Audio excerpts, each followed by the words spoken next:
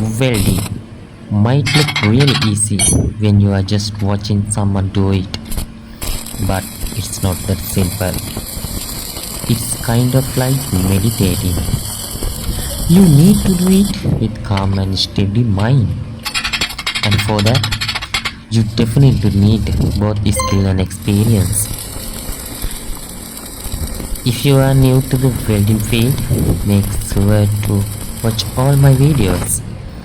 I believe you can get lot of valuable information from my channel. So stick around and keep watching my new videos every day. Thank you so much for watching my videos. I will keep creating more like this, so please stay tuned and don't forget to subscribe to my channel.